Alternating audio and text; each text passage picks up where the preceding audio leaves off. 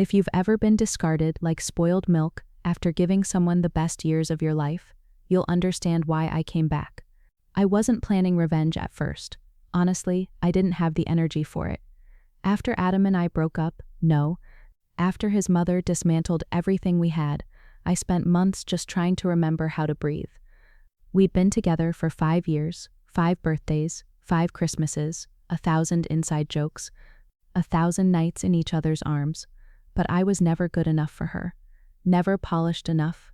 Never pedigreed. She used to say things like, "She's sweet, Adam, but don't you think she's a little ordinary?" I wasn't a legacy. I wasn't a country club debutante. I was the girl from the wrong zip code with a nursing degree and student loans. I worked double shifts, sent her gift baskets on her birthday, brought her flowers from the farmer's market. She thanked me with a tight smile and eyes that scanned me like I was some type of bacteria on her granite countertops. Adam always promised she didn't mean it. "She just needs time," he'd whisper. "She doesn't know you the way I do." And I believed him. God help me, I believed him. Then came the promotion. Adam got offered a VP role in his father's company. Contingent on one thing, stability, his father said. Translation, a fiancé, a wife, a suitable match. And suddenly, there were whispers that I didn't support his career enough, that I lacked ambition, that I made him look unprofessional. Within weeks, he was distant, snapping at me, avoiding eye contact. One night, after a work event, he came home late, smelling like perfume I didn't wear, and with eyes full of guilt. He didn't even try to lie. He just looked at me and said, "My mother thinks I should marry Madison." Madison, his ex from Yale, the trust fund princess who'd once laughed at the way I pronounced end of. I left with my dignity barely intact, carrying a suitcase and a heart that thudded like a bruise. And for years, I stayed away. I built a life, slowly, quietly, until last week when I walked into the hospital I now manage and saw her. Caroline Ellis, mother-in-law of the year, lying in my ER, alone, weak, and in desperate need of care. She didn't recognize me at first, but oh, I recognized her. And now I have something she doesn't. Control. She looked so small in that hospital bed, thinner than I remembered, her silver blonde hair limp against the pillow. Face stripped of its usual tight perfection. No pearls, no judgmental squint, just pale lips and paper skin and fear in her eyes. A nurse came in behind me with her chart, rattling off words. Dehydration, possible infection, tests pending. They needed a decision maker, someone from the family, but she hadn't listed anyone on her intake form. "I'm her daughter-in-law," I said smoothly. The nurse blinked, confused. "I thought I was married to her son years ago. It's fine, she'll want me here." Caroline turned her head slowly, eyes narrowing, trying to place me. I could see the panic rise behind them, recognition dawning, delayed by fatigue and medication. Her voice came out as a rasp. "You?" "Yes," I whispered, leaning down until my face was inches from hers. "It's me, Jenna." She tried to sit up, but her body wasn't cooperating. The IV tugged, machines beeped. I gave her a reassuring pat on the arm and offered her the warmest smile I could summon. "Don't worry," I said softly. "You're in excellent hands." I stayed the rest of that night. Part of me thought she'd call Adam, or Madison, or anyone. But the phone stayed quiet. Maybe she was too proud. Maybe she thought I'd left like she always hoped I would. Or maybe she realized no one else was coming. And that's when I knew. She'd spent years orchestrating everyone's lives, like it was a symphony she alone could conduct. But now the conductor had lost her baton, and I was standing center stage. The hospital assigned her to a private recovery room, and I made sure I was on every note, every chart, every call from the specialists. The nurses followed my lead. Admin staff asked me for decisions, and I smiled through it all. I wasn't cruel. Not yet, because real revenge isn't loud, it's slow, deliberate, and it starts with the illusion of kindness. On her second day, I brought her warm tea and watched her flinch when our eyes met.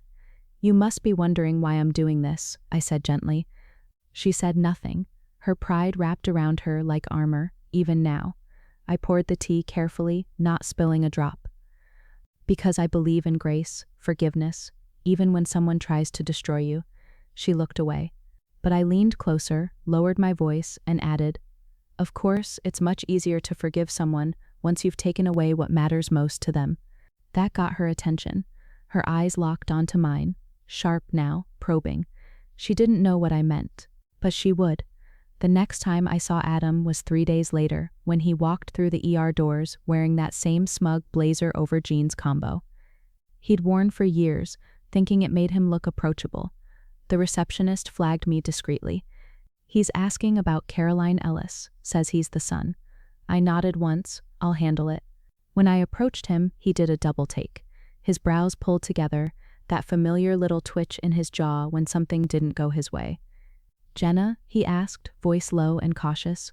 I gave him a calm smile. "Hello, Adam. Long time." He opened his mouth, probably to apologize, or spin something, or give me the old "I've changed" performance I'd heard rehearsed in my head 100 times, but I held up my hand. "Your mother's stable. Tests came back clear, but she's dehydrated and weak. We've admitted her for observation." He blinked. I let the question hang in the air like perfume. "I'm the assistant director now. I oversee most of the floor. Your mother's under my watch." Something shifted behind his eyes, a mix of surprise and discomfort. He always underestimated me. We both know it now, and I could see the gears turning. This wasn't the reunion he imagined. Madison wanted to come, but the girls have school, and she didn't even call," I said evenly. "No one did. Your mother's been here almost 4 days, alone." His mouth moved like he wanted to say that wasn't his fault, but the truth wrapped itself around his silence. Guilt was a quiet scream in men like Adam, never loud enough to cause change, just loud enough to ache when the lights went out. I walked him toward Caroline's room, stopping just before the door. "She's resting. Before you go in, I want to be clear about something." He turned to face me. "I'm not here to rekindle anything," I said. "I'm not bitter. I'm not trying to win you back. That part of my life is over, but your mother," I paused, watching his face. "She taught me what power looks like, and what it feels like when someone takes it from you." His brows knit tighter. "What are you talking about?" I smiled sweetly. "Don't worry, she's in the best hands. I'll make sure she's well cared for." He gave me a long, uncertain look, and I watched the unspoken question cross his face. "Is she serious?" Yes, I was. Because forgiveness was never the goal. Retribution was. Caroline barely looked at him when he stepped into the room. That surprised me more than I expected. "Mother," Adam said, voice stiff with guilt. "You didn't call." Her eyes flicked to him. "Didn't realize you'd notice." He winced, and I let the silence stretch between them. Before stepping in with my best professional tone, "Vitals are stable, and her blood work looks good. But she'll need another 2 days. Under observation, possibly more." Caroline didn't thank me. Of course she didn't, but her eyes stayed on me. As if trying to calculate what kind of threat I'd become, I made my visits regular after that. Not too frequent, just enough to become a fixture. I brought Caroline soup I knew she hated, pillows that were too firm, flowers with pollen that irritated her allergies. Little things. Nothing traceable, nothing she could complain about without sounding paranoid. It was amazing how much discomfort you could cause under the guise of care. But the real game started outside her room. First, I found out about the Ellis Foundation Gala, the one Caroline hosted every fall. She'd bragged for years about being the face of it, the mind behind the charity. I made a few calls, pushed a few anonymous rumors about her health to key donors. A concerned nurse called the planning committee, suggesting it might be wise to consider a new chairwoman, just in case. A younger, fresher face. The board met the next day. By the end of the week, they'd named a replacement, Madison. It was perfect. Caroline's golden girl, the one she had molded from pearls and ambition, now quietly sliding the knife into her mentor's spine. She found out about the switch while I stood at the foot of her bed, reviewing her discharge paperwork. "They replaced me," she said, voice sharp with disbelief. "That charity was mine." I didn't look up. "Oh, I'm sure Madison will do a great job. You always said she was born for that world." She stared at me, skin pale and furious. "You did this." I gave her a long, innocent look. Caroline, I've been here, taking care of you. You must be confused. She didn't speak. But her silence was electric, full of rage and fear and dawning realization. For once, she couldn't touch me. Not here, not like this. She'd built her world on power, and now, lying in a hospital gown, she had none. That's when it hit her. This wasn't about Adam. It never really was. I wasn't here to win him back. I was here to take her legacy, one crack at a time. The day Caroline was discharged, I personally wheeled her to the front. She wanted anyone else. Asked twice, actually, her voice calm but clipped. I just smiled. We're short-staffed this morning, I lied. Besides, I'd hate to let anyone else handle someone so important. She didn't speak on the way down. But her grip on the wheelchair arms tightened every time I turned a corner. She hated needing help, hated being seen vulnerable. I made sure we took the long route past the nurse's station, past the visiting board member from the foundation, past a few whispering interns who'd seen the local news blurb about the charity switch-up. Caroline Ellis, the dethroned queen. When we reached the automatic doors, she looked up at me. For a second, I almost felt it pity. She looked small in that chair, smaller than I'd ever seen her. But that flicker didn't last. Because when I leaned down and said, "Take care of yourself, Caroline," she replied, cool and even, "You think you've won something, but women like you never last." I tilted my head, smiling. "No, but we always come back." And with that, I handed her off to the waiting car service. No hugs, no goodbyes, just quiet satisfaction tucked under my ribs like a secret. The next phase wasn't about her health, it was about history. Over the next week, I dug through digital archives, public records, old interviews. Caroline had built her reputation on philanthropy and etiquette, but her past had cracks. A few early board resignations, whispers of racial bias in her hiring practices, an old nonprofit she'd started with suspicious accounting, and a quietly closed investigation. The problem with legacies is that they're made of stories, and stories can be rewritten. I sent anonymous tips to a local journalist. Nothing concrete, just enough breadcrumbs to stoke curiosity. A donation misfiled here, a conflict of interest there. I even suggested he speak with a former intern, one I tracked down who'd been fired for refusing to wear heels and smile more. Within days, an exposé was brewing. Nothing slanderous, just illuminating. And Adam was busy trying to repair things. He sent flowers, emails, even a voicemail I listened to 3 times. Not because I cared, but because I wanted to hear the exhaustion in his voice. He was unraveling, slowly, elegantly, but the best part came on Friday. I was leaving the hospital when I saw Madison in the parking lot. Alone, standing by her car. She waved me over like we were old friends. "Jenna," she said, "got a minute?" I crossed my arms. "Not really." She smiled like she owned the place. "I just wanted to say, I know what you're doing." "With Caroline." I raised an eyebrow. "Do you?" "Mm-hmm," she nodded. "And I don't blame you." That surprised me. She glanced around, then leaned in.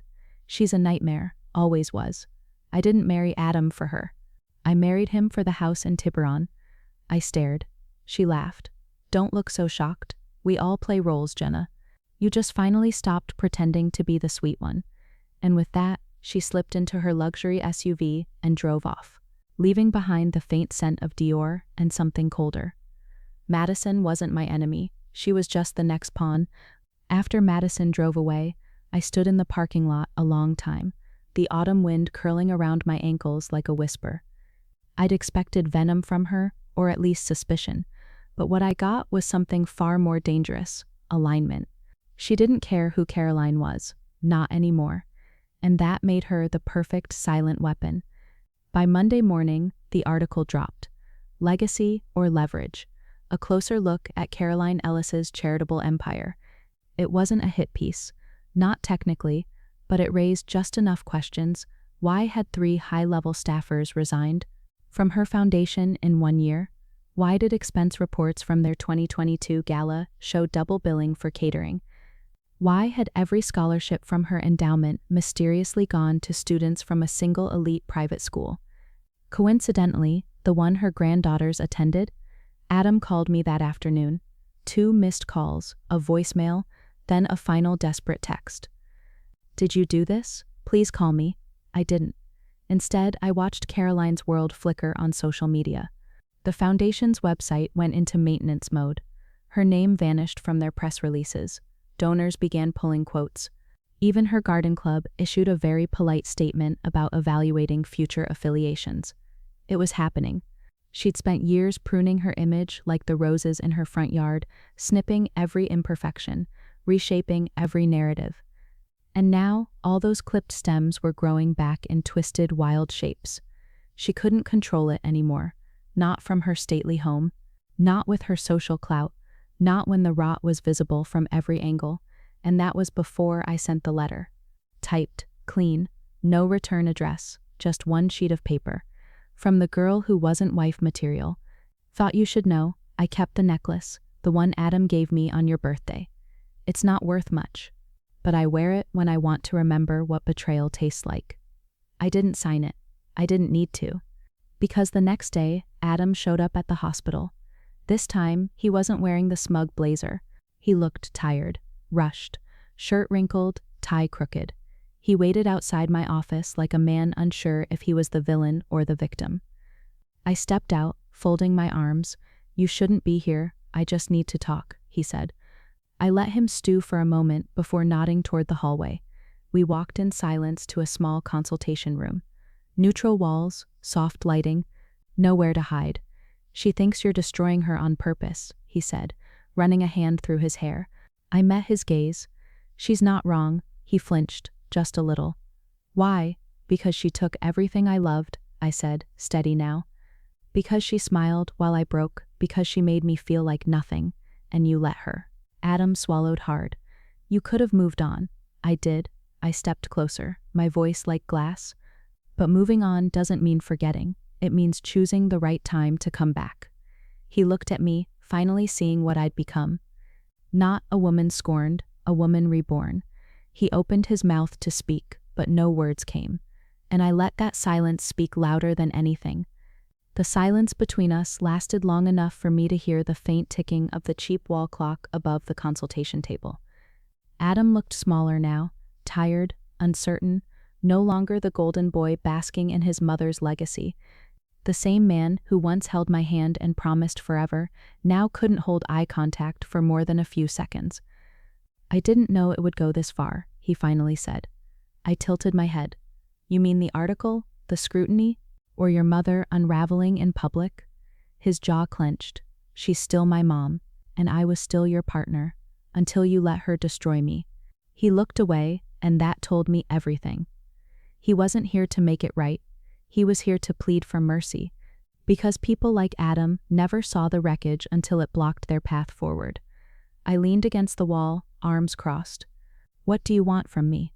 "I don't know," he admitted. I can't stop thinking about you, about what we had. And now seeing you like this, how far you've come, I think I made the worst mistake of my life." That stopped me for half a breath, not because I believed him, but because it was too little, too late. And yet, somehow, still exactly what I had once begged to hear. I kept my voice even. "You didn't make a mistake, you made a choice. One that benefited your career, your image, your mother." "She gave me an ultimatum," he said, almost whispering. "Everyone gets ultimatums," I replied. "Decent people don't fold." He nodded slowly, eyes rimmed with regret. And I could almost hear the faint splintering of the pedestal he'd built his life on, one where power came easy and consequences never reached. His door. "She's sick about this," he said. "Not physically, I mean, she's unraveling, paranoid, angry. She thinks everyone's turning against her." "Maybe they are," I said coolly, "or maybe the truth's just louder now."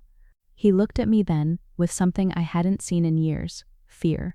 Not of me, exactly, but of what I represented. The truth he couldn't contain, the ghost of what he'd thrown away. "I never stopped loving you," he said quietly. And maybe once I would have melted at those words. But now, I just smiled. "You should go, Adam," I said gently. "You've got a lot to rebuild." I opened the door and let the light spill in. He hesitated for a moment, then stepped past me. pausing like he might turn back, but he didn't.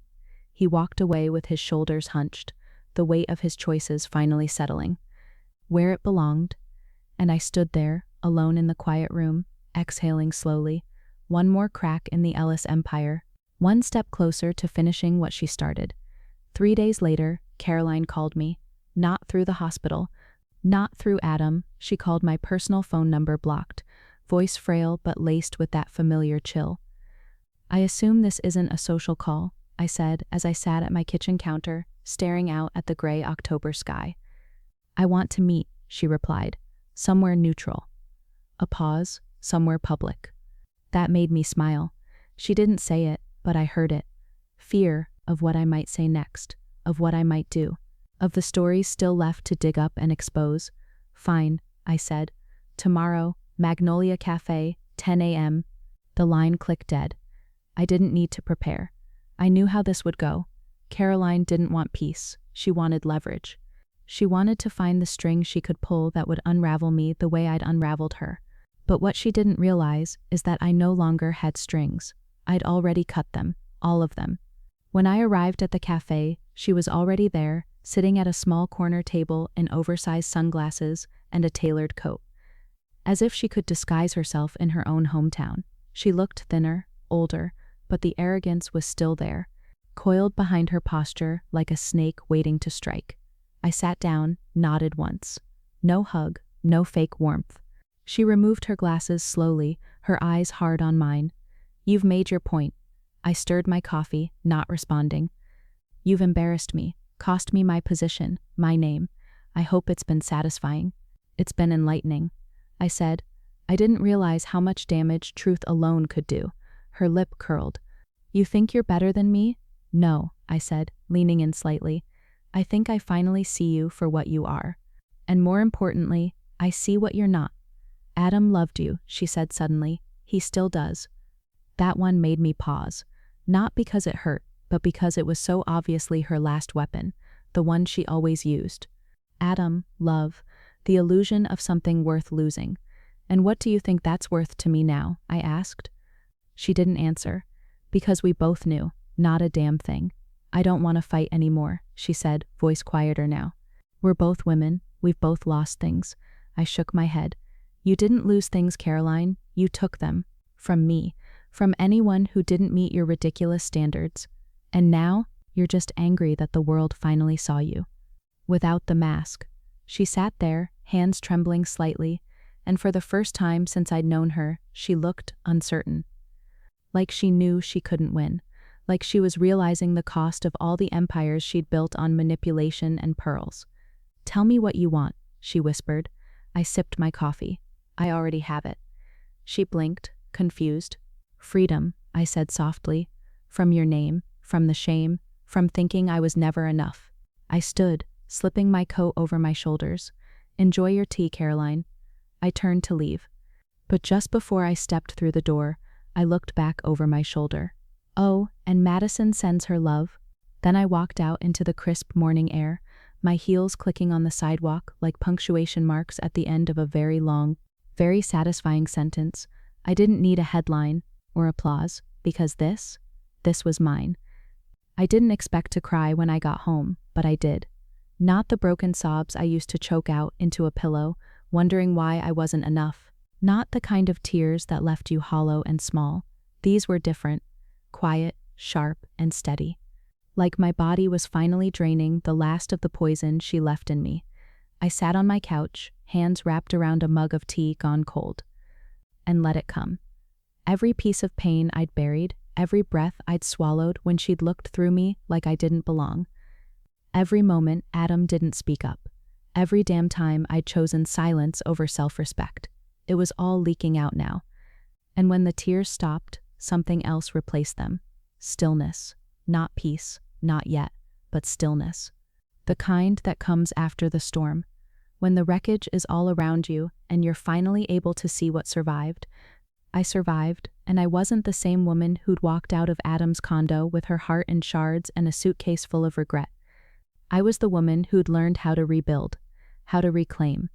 And now, it was time to choose what came next. 2 weeks later, I got an invitation in the mail. a cream-colored envelope with raised calligraphy. Madison's name was in gold foil. Across the top, followed by the words, "The Ellis Family Holiday Benefit, hosted by Madison Ellis, not Caroline." I stared at it for a long time.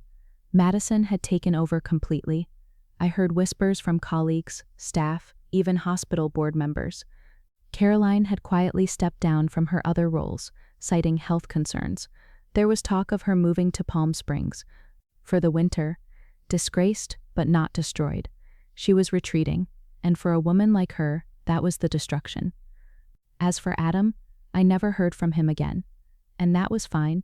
I didn't need closure from a man who couldn't look his mother in the eye, let alone stand beside the woman he claimed to love. He made his choice, and I'd finally made mine. I decided to donate the necklace, the one he gave me on Caroline's birthday all those years ago. I gave it to a local women's shelter. Silent auction, let someone else wear it. Someone who hadn't been burned by its history, let it be their new beginning. Mine wouldn't come in the form of revenge anymore. It would come in the way I showed up for myself. In the way I claimed space without apology. In the way I never let anyone make me feel invisible again. Because I'd learned the hard way. When the world tries to silence you, the most powerful thing you can do is refuse to disappear. And to everyone who's ever been pushed aside, told to stay quiet, made to feel like they were never enough, I see you. I was you. And now I'm free. That winter was the quietest season of my life, and I don't mean lonely. There was a kind of peace in finally having nothing to chase, no one to convince, no illusion to uphold. I wasn't orbiting someone else's world anymore. I was building my own, brick by brick, with hands that had finally stopped shaking. I started painting again. Just watercolors, nothing fancy, sunrises and broken windows, stormy waves and open roads. I hung one in my hallway, a jagged shoreline with a woman standing at the edge, her back to the viewer, wind in her hair, alone, but not lost. A friend saw it and asked if it was a self-portrait. I didn't say yes, but I didn't say no either. Around March, I saw Caroline again, briefly. At the grocery store of all places, she was standing in front of the organic teas, scanning the shelves like someone searching for control in the shape of a box. She spotted me before I could duck away. Our eyes locked, and for the first time ever, she looked unsure of herself. Not afraid, not angry, just a little adrift. She gave me the smallest nod. I nodded back. That was it. No words, no theatrics, just the quiet agreement of two women who had finally reached the end of something unspeakable. She never tried to contact me again. Adam resurfaced through mutual friends. I heard he was working more, seeing his daughters less, and that Madison had taken a very extended solo trip to Paris. Make of that what you will, but none of it stirred me, because the truth is, revenge has an expiration date. Eventually, if you do it right, you outgrow the need for anyone to suffer. You realize the real triumph wasn't in what you burned down. It was in what you walked away from still whole, and I was whole again. Scars and all. The last thing I let go of was the idea that love had to be earned by suffering, that someone's approval made me worthy, that playing small could keep someone close. It can't, and I won't. So now, I wake up early, I make coffee, I paint sometimes, I laugh louder than I used to, I leave space for real love, should it ever find me again. Not because I need it, but because I finally know the difference between attention and affection. I don't wear armor anymore. I don't have to.